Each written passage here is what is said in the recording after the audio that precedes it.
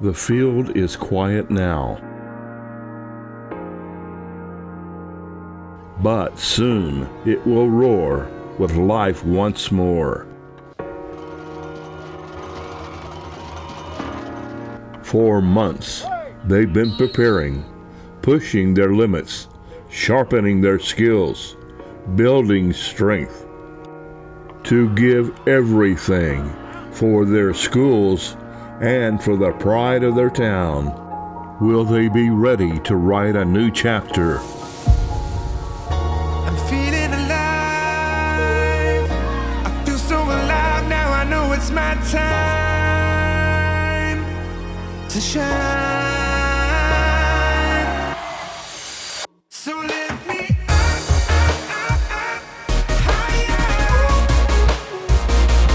This is my desire.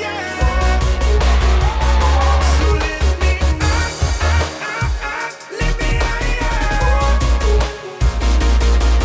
It's my desire.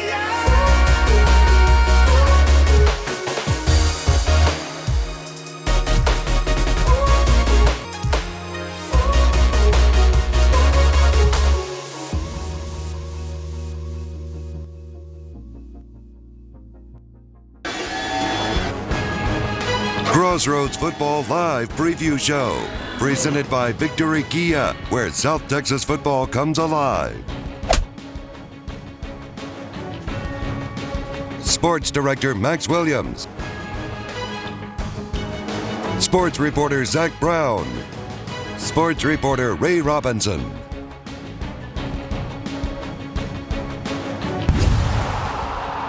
Sponsored by Palace Bingo.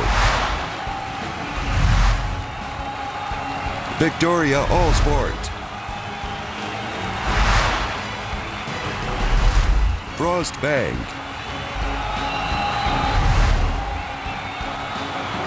Crossroads Football Live Preview Show, presented by Victory Kia. Welcome, everyone, here to the 2024 CFL Preview Show. I'm Max Williams. And I'm Zach Brown. We're excited to bring you the most comprehensive football coverage in the area. And tonight, we give you an in-depth look at every football team in the Crossroads, beginning with Class 2A, where we could see three powerhouses. Let's begin with the Ganado Indians, who shocked the world last year and came just 1 quarter away from making it to a state championship. They look primed to make yet another run at things this year. This Indian team has returned pretty much everyone except for a couple of guys, and well, that's huge because they were a bought-in group last season, and they get to pick up right where they left off last year, just 1 year wiser and a lot more confident. I mean, I'm excited. The whole team's excited, really. We're going into the season pretty confident. We know we got a big target on our back, but we're just going to play to our best of our ability. I would say, like, not just me, but as a team, we handle pressure pretty well. And adversity. When adversity strikes, we tend to find ourselves back in the game because we overcome that adversity.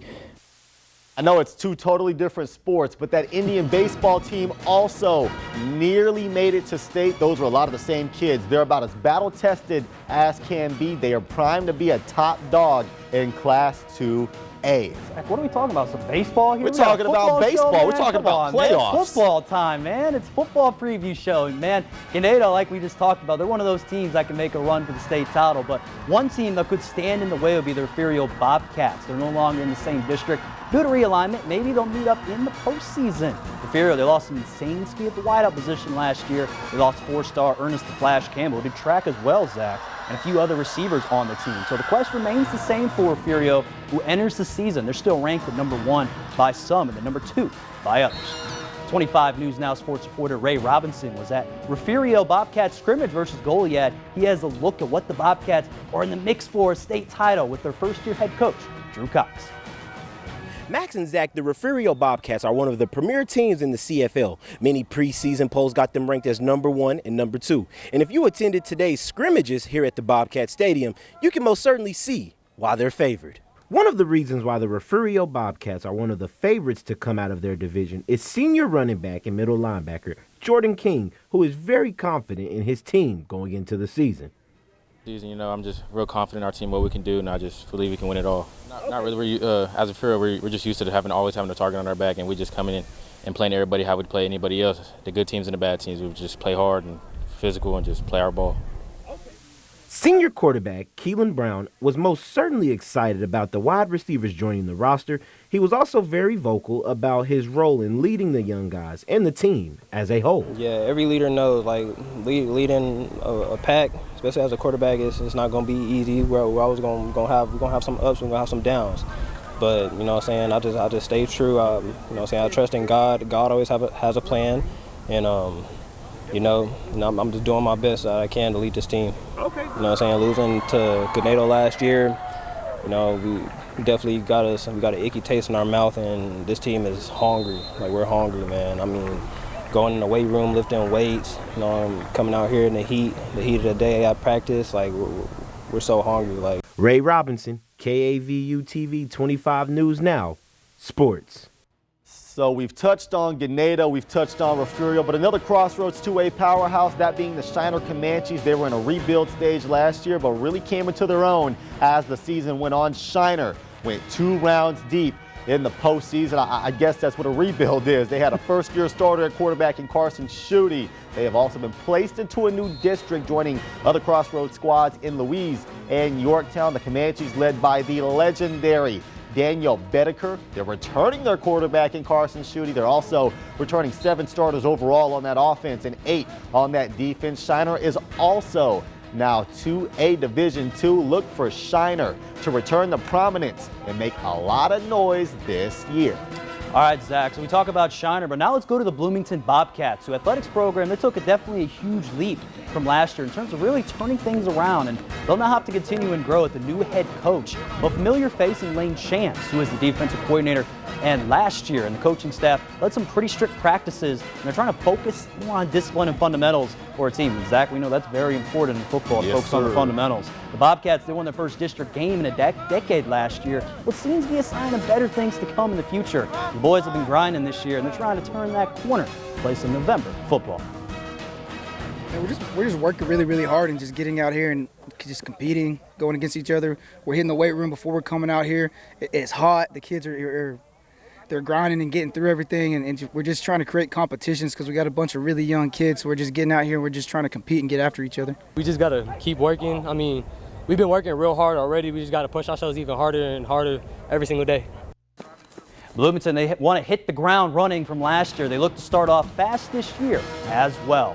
Now we go to the Yorktown Wildcats, snuck into the postseason last year. They're going to be tougher this year, though, Zach. Again, this UIL realignment for all these teams is just tough, right? Because they're placing Shiner in the same district as Yorktown. And Dave Campbell's Texas High School Football magazine does still have Yorktown being a playoff team, finishing 3rd. And the Wildcats, they're led by head coach Ryan Nautzman, only returning 5 starters on each side of the ball.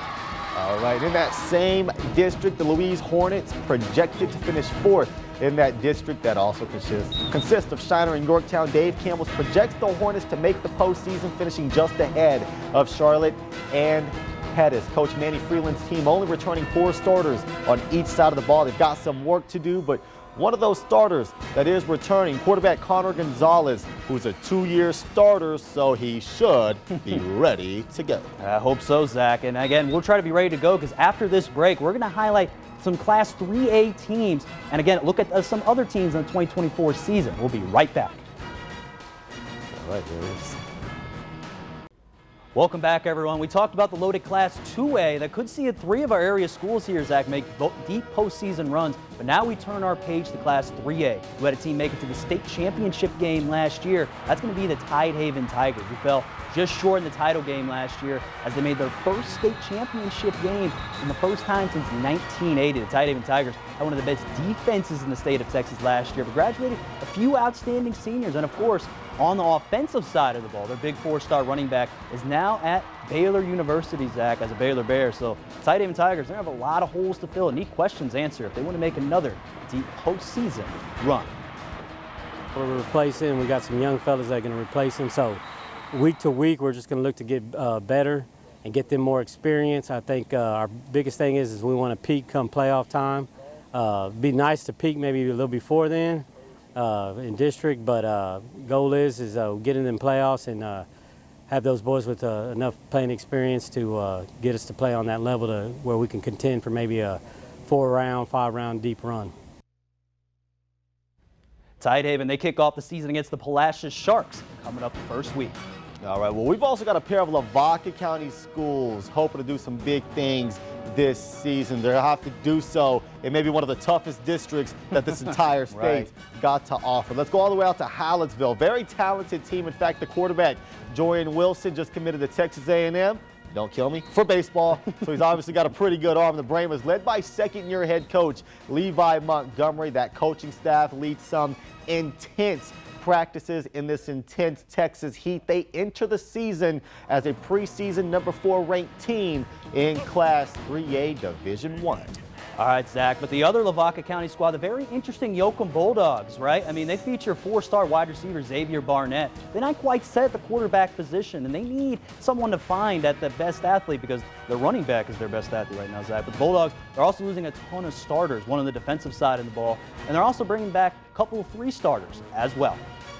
Yeah, I'll tell you what, that Xavier Barnett is a different beast. He's a 4-star right now. He's entering his junior season. He'll probably be a 5-star by the time this season's over. But from Lavaca County, let's go to the Lavaca River Rivals, where the Edna Cowboys are a big question mark coming into this season. The guys led by head coach Jimmy Mitchell. They just lost their 4-year starter at quarterback in Jaden Clay, amongst others, and they may not have their top option at running back this year. This offense going to rely heavily on top receiving option Braylon Harris, with Chase Schubert being the projected Week 1 starter. Now, the good news for Edna, they are returning 8 offensive starters and 7 defensive starters. Even a lot of their depth is returning. This team does not lack experience, but it does remain to be seen if Edna can keep themselves afloat for a shot at a state title.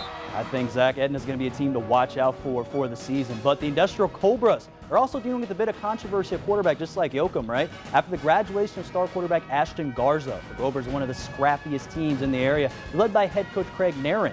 And the guys, they can't wait for their Week 1 matchup. They'll get a rematch of their postseason game last year. It's also the Lavaca River rivalry. No rivalry, Zach. They're outstanding. When they face the Edna Cowboys, they're going to kick things off on August 30th on our Week 1.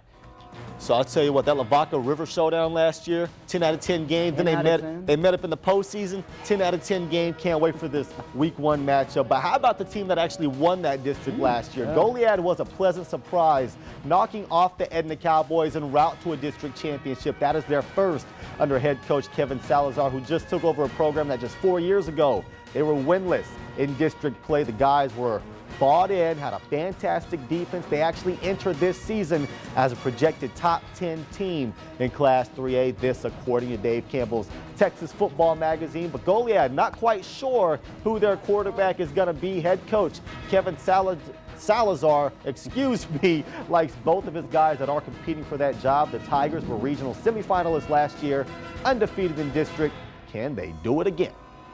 I think it's just the confidence of, what we were able to accomplish last year. But, obviously we told our guys, last year was last year. This is a new year, new group of guys. We do have a lot of returners back. We've got really good depth at a lot of positions, and, we bring back a experienced offensive and defensive front. So, those are 2 good things to build upon on the offensive and defensive side, is establishing that front. Now, a tough East Bernard team is going to test Goliad right out of the gates. Zach, I mean, like I said, Goliad's one of those teams, but another team that we're looking at, right? The Pulaski Sharks, they got to get something going, right? They're making a lot more noise than they have in the past couple of years. They're projected right now 6th place in the tough District 15 3A. They're led by head coach Chad Graves and hoping their quarterback Ty Trecca give them a shot at their first playoff appearance since 2020. And they are returning most of the Shark team from last year, and Pulaski is trying to keep up on the building for this season.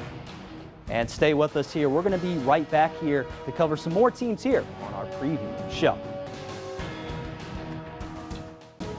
All right, so we have talked about Class 2A, Class 3A. Now we go to 4A, where we'll start out with the Fighting Quail Gobblers, who graduated a lot of talent. They're a pretty big question mark coming into this season, but don't tell that to head coach Jared Feacock and his team that do a pretty good job of blocking out the outside noise and all the naysayers. The Gobblers lose Mason Nataro. The new quarterback, Jackson Marie, now leading the charge. He was a defensive back last year as a sophomore. He's clearly a great athlete. The guy's excited for this new journey. You know, these guys have been working, for a long time now in off season and during the summer, and so to be able to put the pads back on, have a good opportunity to continue to improve. These guys, I love these guys. Every one of these guys, freshmen through seniors come and they go to work, and I love the heck out of them and just fired up to get going with them. And speaking of teams being battle tested, Cuero gets about as tough a test as they could ask for. Week 1, they're getting the Columbus Cardinals. A lot of people always talk about how soft Cuero's schedule is. Can't say that this year. These guys are going to be tested time and time again. Hey, gobble, gobble, right? I think the Cuero Gobblers, they're going to be a team to watch out for in the future. But team that's probably going to be another one to watch, right, is the Calhoun Sand Crabs. They graduated over 20 students last year. And the Sand Crabs, they have a dominant force to be reckoned with, right? Last year, they run the triple option offense, Zach. And I played football about 4 years, right? When I played triple option, it is one of the toughest offenses for me to stop, right? And when you look at it, too, you got to be on the same page. Defense has got to know where the ball is. You got to know everything else. But with this triple option offense, everything working out, they got, again, a lot of different players not on the roster from last year. It caused a lot of problems for the team, going 4 rounds deep in the postseason last year for the Sand Crabs. And head coach Richard Whittaker just hopes that the development of their younger guys over the years is enough to hit the ground running and not have one of those dreaded rebuilding years. It's going to come every year, and graduation is going to happen every year. You're hoping that, we do, I think one of the things I like that we do is our sub-varsity kids go through the same drills every day our varsity kids go through, and they're being coached by the same coaches. So we're hoping along the way those kids are growing and getting better, and we've been very fortunate to have many years of success, and a lot of that's because those kids work their tails off, and then they're excited about filling those shoes, and they step up and get that done the next year, and we just keep plugging along, and hopefully this year we'll have the same results. And the week 1 showdown for, again, Calhoun. They're going to be playing the Oakland Bulldogs at Calhoun. That's going to be a challenge there. Oh, that was a great game last season. The final score was 20-19, and one of those teams missed an extra point, the difference in that 1 point. But let's go out to El Campo in that same district. The Rice Birds had an up-and-down season due to injuries last year under head coach Travis Reeve. And while the Rice Birds season couldn't quite live up to its full potential last season due to injuries, they did get a look at a lot of their younger guys who may be more prepared than it would have been otherwise. Dave Campbell still has the Rice Birds finishing second in that district behind the Bay City Black Cats, but ahead of the Calhoun Sand Crabs, and those Sand Crab fans don't play. They're not going to like to hear that. No, it's just an early season projection. It's early, but it's not set in stone. I get it, but El Campo's going to be a team to watch, though. I think they got a lot of athletes from last year. They had 11 guys out for the season. When they hit the playoffs, they still went 2 rounds deep, so they're going to be a very tough team this year, to say the least. Well, I mean, we're talking about 4A, but now we're going to go back over to 2A with our viewer poll that we had here, and we asked everyone here before who is most likely to emerge as the state champion this year in Class 2A as a team. We chose over Ganado, Refugio, and Shiner. And Zach, a lot of people, they chose up Refugio as the top one over Ganado and then Shiner. I don't know, do you agree with that totally?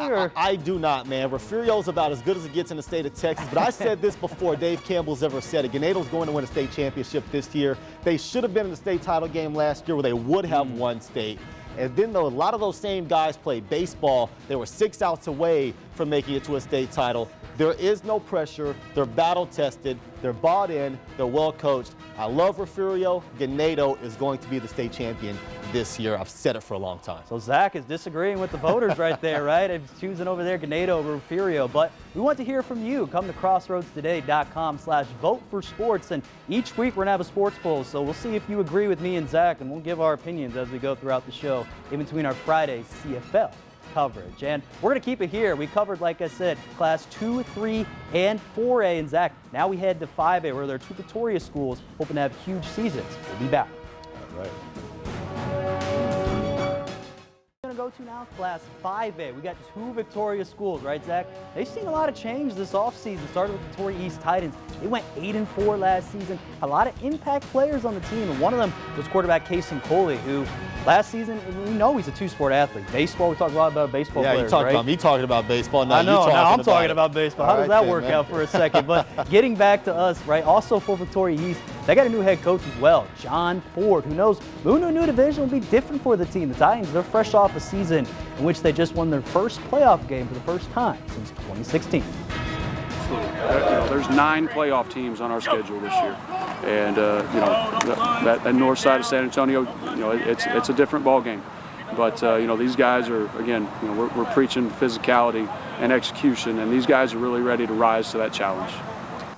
The Titans are hoping to make a run this season, Zach, and I think they're going to be a great team here in Victoria, but don't challenge the other one, though. They like should be a pretty good team because they're returning their quarterback, but every time you have a new head coach, it always gets a little bit iffy. But another team that's got a lot of change going on, they're keeping their head coach, but they've got a new quarterback. That's going to be the Victoria West Warriors. They were one play away, heartbreaking play away from knocking off the Miller Buccaneers and going 4 rounds deep in last year's postseason. The Warriors, like I just said, led by head coach Courtney Boyce. They always seem to have an incredible offense, but they've got some changes at their skill position, namely their starting quarterback after the graduation of Camden Repper. And this week here on 25 News Now, we're going to look at again our Tweet the TV here, Zach, that we got again the Cuero Gobblers football season. Again, we look at it here, Jared Peacock, and so you can read more of this story on crossroadstoday.com, and you can look for more on Twitter and Crossroads Today. We talked about Victoria West with a new quarterback, and the Cuero Gobblers also one of those teams with a new quarterback. We already talked about Cuero, but just to touch on what Peacock said about his new quarterback in Jackson Marie. Jackson was a sophomore last year. He was a defensive back. Peacock talked about how he can make every throw. He's a great leader. He's also very dynamic, and I guess he's just going to pretty much lead the charge because I mean, it's just going to be different, right? Without, obviously, Mason Notaro from last season. Of course, but it's just going to be different for them. It's a lot of rebuild, right, for the Gobblers. A lot of rebuild, but it seems like they've got the perfect guy to just come in and go straight to the next season and hit the ground running, but they've got that tough week one challenge against Columbus. Yeah, well, I guess we'll see, right, Zach? And man, again, we got a lot of debates and everything, but man, I'll do it for our UIL teams here for class 2, 3, 4, and 5A. Zach, when we come back, we'll talk about the St. Joseph Flyers and some of the other private schools in our area. We'll be back. We have made it through classes 2, 3, 4, and 5A. Now we enter the private and homeschool section. The St. Joseph Flyers have a new head coach, and head coach Jacob Vasquez, who's excited to be back home. He's a St. Joseph alum, and winning would just mean that much more to him. He takes over a Flyer program that just missed out on the postseason last year with, just 2 crushing losses to close out the year. But now they put that behind them. They turn the page to the 2024-25 year. They just really want to get back to the basics. I know this team has a lot of great kids on it, on the field and off the field. I'm excited to work with them. Again, we're going to get back to fundamentals. Try focus on doing things the right way, tackling technique, offensive line technique, all that stuff. That's going to be our focus for this year as we move forward. And I don't mean to be Captain Obvious or anything, but like the other 20-plus teams in this area, they want to start off hot, right? They play their you would think, right? They play their first game at 6 p.m. next Friday. They don't have a field of their own. They're actually going to be in Edna. Yeah, they're going to be in Edna. That's a trip there for them. It's a great 30, field, too. 40 minutes away. Yeah, about 30 to 40. Hey, they got to do what you got to do, though, overall. But we look again here. Now we travel back to the Shiner St. Paul Cardinals. And, man, they looking right now, Zach, they want to get back to the postseason. They were ousted in the first round against Temple Christian last year. They open up against Kip Sunnyside. So what do you think about this St. Paul Cardinals team here, Zach? I'm actually from Sunnyside, and just because the name is Sunny, it ain't nothing sunny about it. I'm glad to be here in Victoria, Texas. Moving on to their Lavaca County rivals, Hallettsville Sacred Heart Indians, who they beat last year. Sacred Heart was fantastic, going 11-1 last year. Their only loss was actually in the postseason when they lost to Lubbock Christian. Man, Zach, I mean, hey, like I said, Cobras not a bad team. Those are two fantastic teams, right? I mean, the Cobras and Gators, even though they low-level teams, you can never sleep on them. And I mean, speaking of the Gators, right, I'm looking at it here, Zach, the Cobras and the Gators, they're going to start off this season, right? I mean, 6-man championship game from last year. They win it the particular game, but now you look at this team overall, And I think for me, it's going to be interesting to see the strangers overall to this team. And that's going to be interesting to watch for the Gators and Cobras, Zach. I mean, what do you think about the Gators and Cobras going into this season? Also, I mean, the Cobras were in the state title game last year. They did not win in that particular game, but they are no stranger to success at all. They win time and time and time again. They're very well coached. Now, the Victoria Gators are the team. They were a first-year team last year. They started to see a little bit more success as the season went on. Hoping for a lot more success, Max, here in year number 2. Hey, we'll see how they do, Zach. Again, both of those teams kind of outstanding to watch out for in the rundown. All right, everyone. Thank you, man, for joining our CFL show. Again, if you need any sports scores or updates, come to crossroadstoday.com or download our app and look for our podcast, Zach. That's going to be fun to do our podcast. And I will say this for me. I mean, we look at this, right? This is my first year doing CFL, Zach. I can't wait to see what the teams are going to be like, how everything is. It's You're not in Ohio anymore. You're going to see what South Texas football is all about. That's the best football in the entire state of Texas. Real football. Real football. I like that. Real football, athletes, and everywhere. But, man, that's going to do it here for our show. Thank you very much. This is Max. This is Zach. See you next week.